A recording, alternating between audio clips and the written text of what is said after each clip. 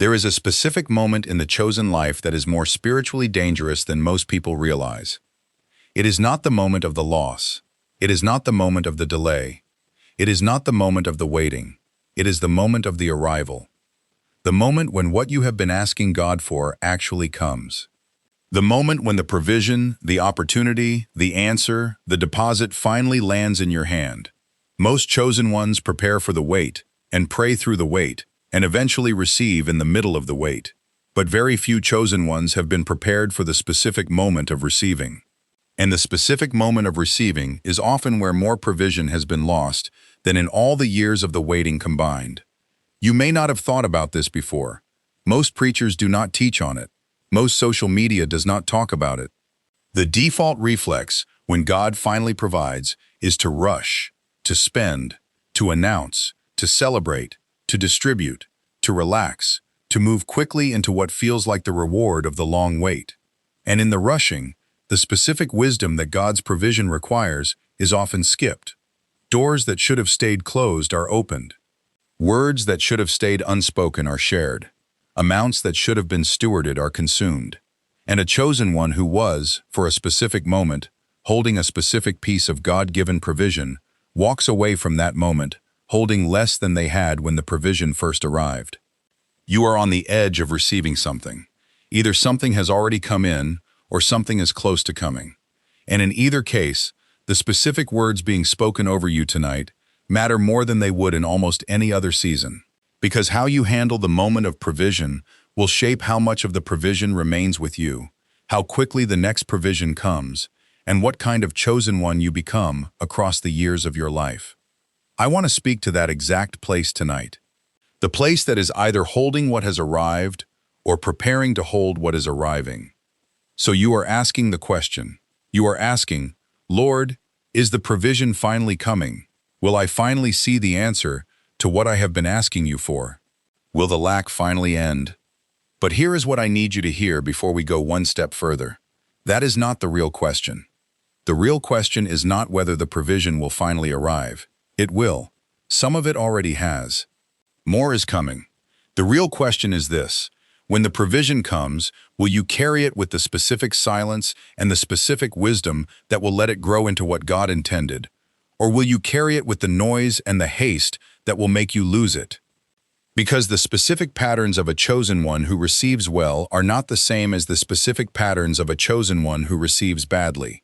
Chosen ones who receive well end up holding more, growing more, being trusted with more. Chosen ones who receive badly end up losing more than they started with, and the very provision that arrived becomes the specific vulnerability through which they are attacked. The difference is not the amount of the provision. The difference is the specific character of the receiver, the specific silence, the specific discretion, the specific stewardship, the specific reverence that either protects the gift or exposes it. Chosen one, when money comes from God, keep quiet and stay wise. Stay with me. Every word of this is for you. Let me tell you something. The world will never teach you about being chosen. Provision from God is sacred. It is not just money. It is not just an opportunity. It is a specific, tangible extension of God's covenant with you into the visible realm. When the widow at Zarephath watched her jar not run out during the famine, she was not just receiving flour. She was receiving daily evidence of a covenant with the God who had sent Elijah to her gate. When Israel came out of Egypt with silver and gold, they were not just receiving spoils. They were receiving the visible tokens of a covenant God had sworn to Abraham 4 centuries earlier. Provision, in the chosen life, is always more than provision. It is a specific piece of the covenant made visible in your hand. And a sacred thing requires sacred handling. You have read the stories, but you have read them as history. Tonight I need you to read them as a mirror. Think of Hezekiah, king of Judah. He had been sick unto death. He had prayed. God had heard him. God had healed him and added 15 years to his life. Not long after this, ambassadors came from the king of Babylon to inquire about his recovery. They brought letters. They brought a present. They came as friends. The scripture is unusually careful about what Hezekiah did next. It says, Hezekiah was glad of them, and shewed them the house of his precious things, the silver, and the gold, and the spices, and the precious ointment, and all the house of his armor, and all that was found in his treasures. There was nothing in his house, nor in all his dominion, that Hezekiah shewed them not. Read that last phrase. Nothing that he did not show them. He showed them everything. The silver, the gold, the spices, the armor, the whole treasury of a healed king who had just been given 15 more years of reign. Everything he had, he showed to strangers from a distant kingdom. Isaiah the prophet came to him and asked, "What said these men? And from whence came they unto thee?" Hezekiah said they had come from a far country, from Babylon. Isaiah asked, "What have they seen in thine house?" Hezekiah answered, "All the things that are in mine house have they seen. There is nothing among my treasures that I have not shewed them." Then Isaiah pronounced the prophecy. He said, "Behold, the days come, that all that is in thine house, and that which thy fathers have laid up in store unto this day, shall be carried into Babylon. Nothing shall be left, saith the Lord." Read what happened. The showing became the vulnerability. Hezekiah's celebration of what God had given, his eager display of the treasures to the ambassadors, was the specific moment that opened the door for the eventual carrying away of everything he had shown. Not immediately, not that year, but it was written in that hour. The kingdom that had seen his treasures would eventually come back to take them. His gladness had cost him the very security of the things God had given. So hear me. There is a specific moment when God's provision to you can be shown too eagerly, told too widely, celebrated too loudly. And the very act of the eager showing is what opens the door for the eventual loss. This is not superstition. This is spiritual physics. The chosen one who cannot hold provision with the specific reverence it deserves will lose the provision to the very people the announcement invited into the room. Think of Joseph in Egypt. God had shown him, through Pharaoh's dream, that 7 years of great plenty were coming, followed by 7 years of severe famine. Joseph did not throw a festival to celebrate the 7 years of plenty. He did not announce, "The good times are here." He quietly began to gather. Year after year, he stored up grain in every city, grain from all the fields around each city, corn as the sand of the sea. So much that the scripture says he stopped counting because there was no number. The years of plenty were treated as a stewardship, not as a celebration. And when the famine came, and every land began to be pinched by lack, Egypt had grain, because Joseph, in the plenty, had been quietly wise. He had not consumed the plenty, he had stored it. And the specific stewardship of the good years became the specific salvation of many nations in the years that came after. So hear me. When God gives you a season of plenty, however large or small, the specific temptation will be to consume it in the celebration of finally having received.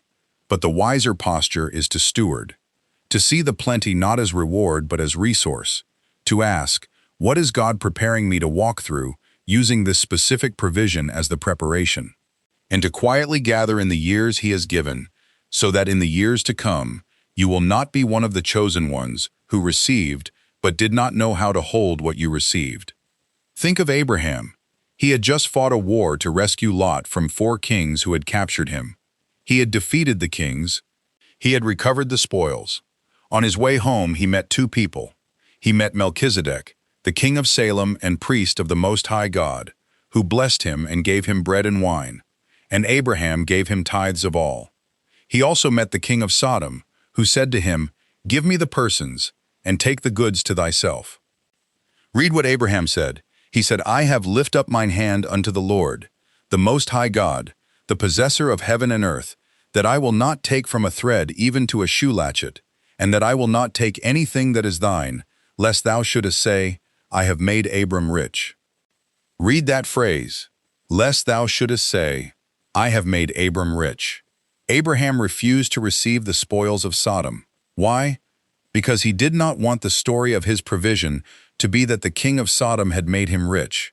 He wanted the story to be that God had made him rich. The specific integrity of the source of his provision was more important to him than the size of the provision itself. So hear me. Sometimes God's provision comes with specific tests attached. Will you receive from any source, or will you be careful about who becomes the visible source of your rising? Not every check that could be written to you should be cashed. Not every offer that could be accepted should be accepted. Some provisions are from God, some are from Sodom. And the chosen one who knows the difference walks into a specific integrity that a chosen one who takes from any source cannot. Think of the widow at Zarephath one more time. The specific rhythm of her jar not failing was daily. Not a windfall, not a spectacle. A quiet daily provision that continued through the whole famine. She did not throw a party the first day the jar did not fail. She did not invite the neighbors to see the miracle. She did not run to the marketplace to announce that God was providing for her house. She quietly went into her house, made cakes for the prophet, and lived from a jar that continued to be enough. The specific quietness of the miracle preserved the specific reality of the miracle. Had she announced it, the very neighbors who were also starving would have descended on her house. The jar would have been overwhelmed. The specific provision God had appointed for her house would have been forced to serve a purpose it was not designed for. The quietness was not selfishness. It was stewardship. So if you are a chosen one, and you have been asking God for provision, and either the provision has just come or is about to come, you are not the broken exception to the chosen life. You are walking the well-worn path of it. Hezekiah walked it and failed the test. Joseph walked it and stewarded well. Abraham walked it and kept his integrity intact. The widow at Zarephath walked it in daily quietness. Every one of them faced the specific moment of receiving, and how they handled the moment shaped everything that came after. Chosen one, when money comes from God, keep quiet and stay wise. And the quietness is not to hide the goodness of God, it is to protect the specific provision He has entrusted to you from the specific pressures the announcement would otherwise attract. Now I have to name something, because what has been most confusing for you around this teaching is the specific tension between the desire to give God glory and the wisdom of quiet stewardship. There is a lie that has been planted in your mind.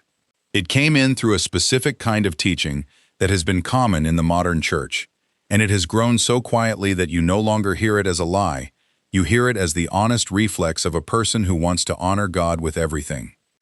The lie says this: when God provides for me, I should announce it, for His glory, for the encouragement of others, for the building of testimony. If I do not announce it, I am hiding what God has done. I am robbing Him of praise. I am being ungrateful. The lie says silence about provision is a form of unbelief. That lie did not come from God. It came from a culture that treats every good thing as content, and from an accuser who has been working against God's chosen ones since the beginning. The enemy could not stop the provision from coming. So instead, he is trying to make you spend the specific window of quiet stewardship on public announcement, hoping that if you announce widely enough, quickly enough, and loudly enough, you will attract the specific pressures that will diminish the provision before it can be stewarded. But what if the opposite is true? What if some testimonies are for public sharing, and some are for private stewardship, and the chosen one who knows the difference is not withholding glory from God, but honoring the specific way God is choosing to provide? What if the specific timing of an announcement matters as much as the announcement itself? What if the wisest chosen ones share testimony after the provision has been stewarded into its full purpose, not in the specific hour when the provision first arrives and is most vulnerable to being diminished? The scripture does not say every good thing must be announced immediately. It says there is a time to keep silence and a time to speak, a time for both. And it says, let another man praise thee, and not thine own mouth, a stranger, and not thine own lips. The praising of God's provision in your life is often better done through your later stewardship than through your immediate announcement. The visible fruit of the wisely held provision will speak more than any announcement of the arrival ever could. You believed the announcement was your worship. But the stewardship is a deeper worship, the worship of a chosen one who knows that what has been given is sacred and requires specific care before it becomes public speech. And hear this. There is a second lie hiding inside the first. It says, if you are quiet about your provision, you are being paranoid, as if trust in God requires you to be open about everything with everyone. So you have been afraid to hold anything back, worried that any wisdom about who to tell is somehow spiritual immaturity. But hear me carefully. Wisdom about who to tell is not paranoia, it is stewardship. Jesus himself said, "Give not that which is holy unto the dogs, neither cast ye your pearls before swine, lest they trample them under their feet, and turn again and rend you." Not every ear is a safe ear. Not every mouth will honor what you share. There are people in your life who love you and can hold what God has given with you. There are people in your life who cannot, not always because they are malicious, but because they do not yet have the capacity to receive it well. Discernment about who to tell is not lack of trust in God. It is a specific form of obedience to the God who taught his own children to be wise about pearls and swine. Now, before I tell you what to do, I have to tell you what you must know, because action without understanding will not survive a long season. There are 3 spiritual realities you must accept. If you do not, you will quit one chapter before the breakthrough. The first thing you must know is this: provision from God is a sacred thing. It is not just money. It is not just an opportunity. It is a specific extension of covenant into the visible realm. It carries God's fingerprints. It came through specific hidden work in the spirit realm before it ever landed in your hand. And what is sacred requires reverence, not just excitement. The specific moment you receive is not primarily a moment for celebration. It is primarily a moment for reverence, for the specific recognition that a holy hand has just placed a specific thing into your ordinary keeping. The celebration can come later. The reverence must come first. You must know this, or you will quit before your breakthrough. The second thing you must know is this: not everyone in your life is safe to know about what God has given. This is not paranoia. This is wisdom. Some people in your life will rejoice with you. Some people in your life will be inspired by what you share. Some people in your life will not be able to receive the news of your provision without being subtly changed toward you, with jealousy, with need, with expectation, with a request for a share, with a shifted way of seeing you. That is not always their fault. Some people simply do not yet have the internal room to receive the news of another's provision without disturbance. And your job is not to fix them. Your job is to steward what God has given you well, which sometimes means keeping the news out of rooms where it would cause harm to you or to the ones in the room. You must know this, or you will quit before your breakthrough. The third thing you must know is this: the wise handling of provision determines whether it multiplies or diminishes. Provision is not static. It either grows in the hands of a good steward or it thins in the hands of a poor one. The parable of the talents makes this plain. The servant who received 5 talents traded with them and gained 5 more. The servant who received 2 did the same. The servant who received 1 buried it and returned it. And to that last servant, the master said, "Take therefore the talent from him." The provision was not the point. The stewardship was the point. And the stewardship determined whether the provision multiplied or was taken away. You must know this, or you will quit before your breakthrough. Chosen one, when money comes from God, keep quiet and stay wise. And the wisdom is not merely social discretion. It is the specific reverence, the specific discernment, and the specific stewardship that shape whether what God has given grows into more or diminishes into less. Now, knowing is not enough. You must do. Faith that does not move its feet is not faith. It is only wishing, dressed in religious words. So here are 3 things you must do. Not vague things. Real things. Things you can begin tonight and repeat tomorrow. The first thing you must do is this: steward the moment of receiving. The moment God provides is not primarily a moment for action. It is a moment for pause. Before you announce, before you spend, before you use, before you deploy, take a specific quiet moment. Sit with what has been given. Ask God what He intends for the provision to do. Ask Him who you should tell and who you should not. Ask Him what the provision is meant for and what it is not meant for.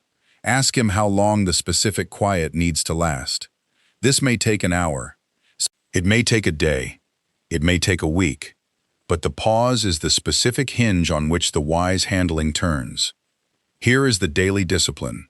When any provision comes, small or large, expected or unexpected, before you do anything with it, say this out loud. Say, "Lord, this is yours. You have placed it in my hand. Before I spend it, before I speak about it, before I use it, I ask you, what is your intention for this? Who should know? Who should not? What is it for? What is it not for? Teach me to steward this specific gift with the specific wisdom you alone can give." Then wait. Do not rush the answer. Some of the answer will come immediately. Some will come as you sit with the provision through the coming days. Do not act before the answer has settled. The heart posture underneath this is reverence, not superstition, not fear.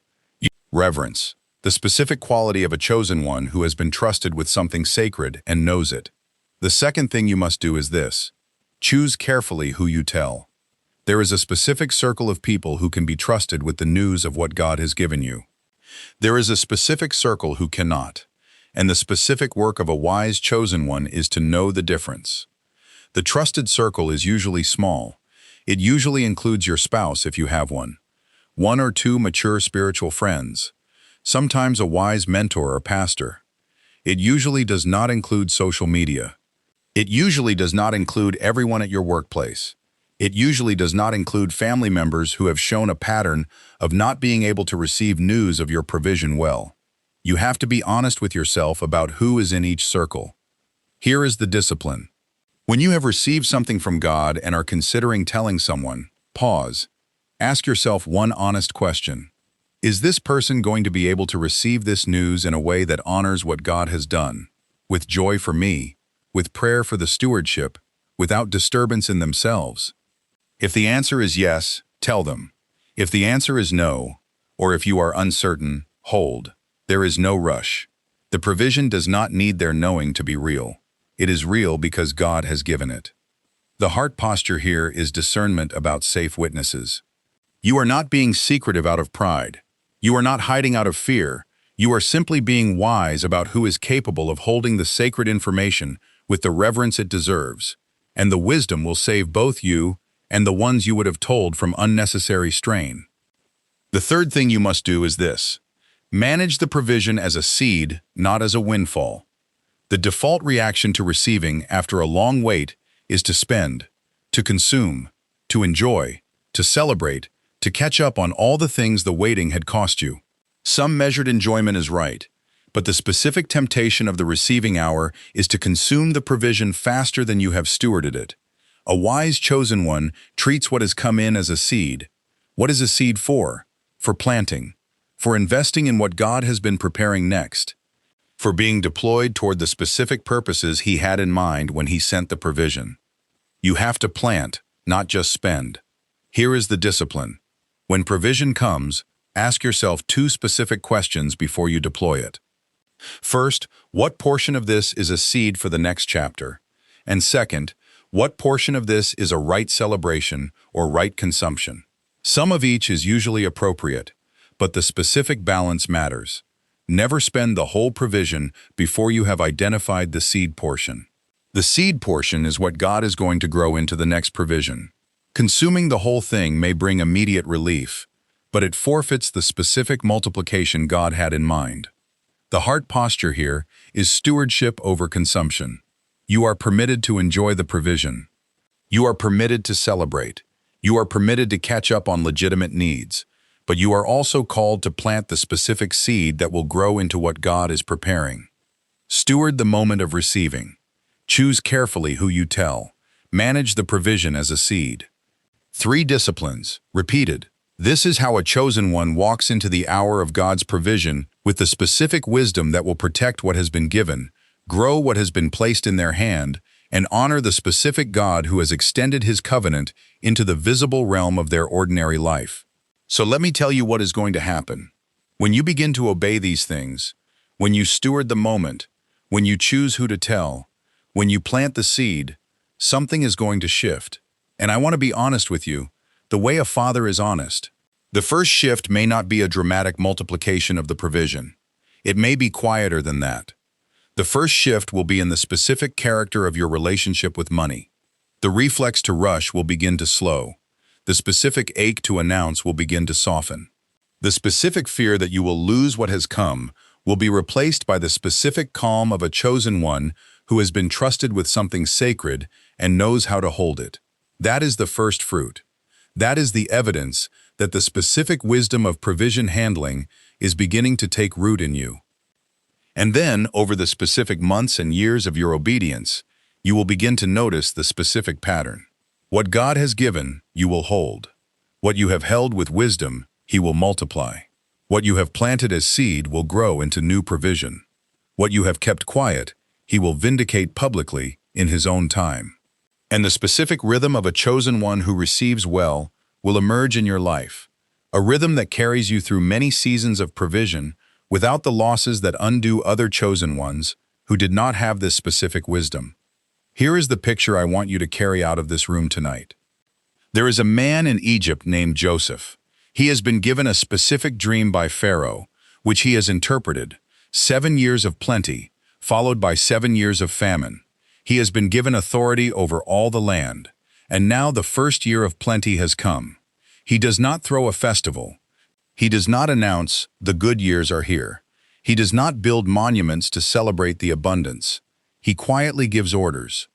In every city, he stores up grain from the fields around it, year after year, silently, wisely, until the storehouses of Egypt are filled beyond counting. And when the famine comes and the whole world is pinched by hunger, Egypt has bread, because Joseph, in the plenty, was quiet.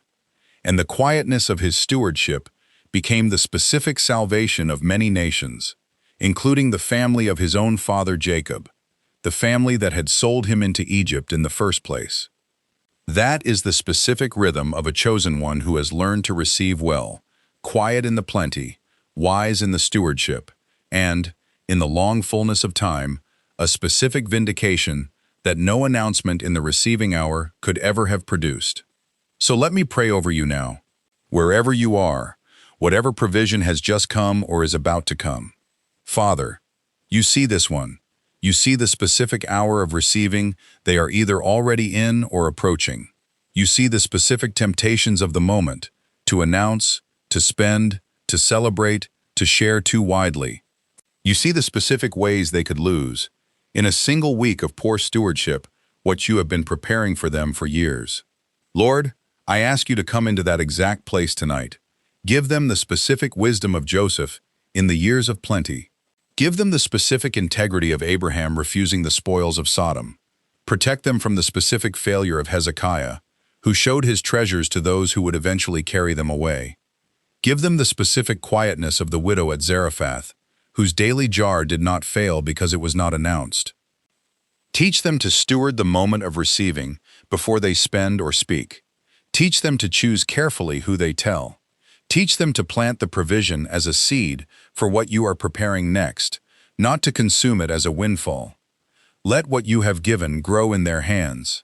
Let what has been quietly stewarded be publicly vindicated in your time, and let them walk in the specific rhythm of a chosen one who has learned to hold God-given provision with the specific reverence it deserves, for all the years of their chosen life. Let them rise out of this season carrying everything it was meant to build in them. In the name of Jesus, amen. Now hear this last word, and let it be the thing you fall asleep on tonight. You are chosen, not because you are perfect, but because He is faithful.